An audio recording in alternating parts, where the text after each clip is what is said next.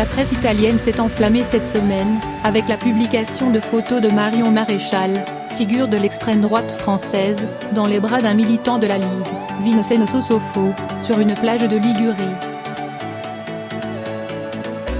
Ils sont jeunes, 28 ans pour elle, 32 pour lui, ils sont tous les deux photogéniques, ils partagent les mêmes idées politiques, résume la Gazzetta del Sud en reproduisant les photos révélées par le tabloïd italien Ci. Pour ce quotidien, les tourtereaux souverainistes risquent même de supplanter le couple médiatique que le patron de la Ligue, Matteo Salvini, forme avec Elisa Isuardi, une ancienne Miss devenue animatrice de télévision.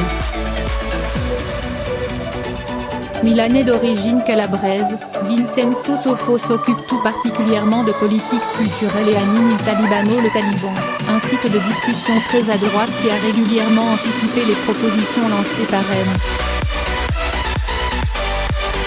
Salvini ces dernières années. Après des années d'activisme dans les méandres de la droite, selon ses termes, il milite à la Ligue depuis 2009, où il est présenté comme l'un des idéologues de la nouvelle ligne nationaliste, par opposition au fondateur sécessionniste.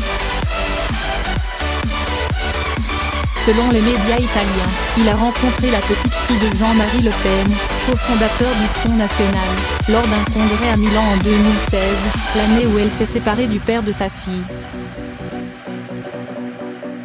Le nouveau couple chic du souverainisme supranational, comme le qualifie Vanity Fair Italie, a participé à une soirée de réflexion intitulée Les invasions barbares, souveraineté et pouvoir le 12 juillet à Amelia, sur la côte Ligure, Nord, avant de passer quelques jours en amoureux aux 5 Terres.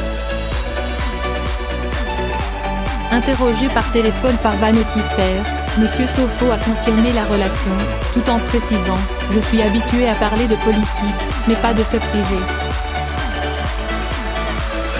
Il Talibano publie aussi une vidéo le montrant lors d'un débat télévisé au printemps 2017, où on le voit dire avec un petit sourire « Comme vous le savez, je connais bien Marion Le Pen ». Marion Maréchal a renoncé à utiliser le nom de son grand-père, mais elle a posé en mai les jalons d'un retour en politique avec la création à Lyon d'une école de sciences politiques, fer de lance d'un combat d'idées ultra-conservatrices. L'union ne déplaît probablement pas à Matteo Salvini. Interrogé l'an dernier sur ce qui différenciait la Ligue et le Front National, alliés à Bruxelles, il avait évoqué le centralisme français et la laïcité défendue par Marine Le Pen, se disant sur ce point plus proche de sa catholique nièce.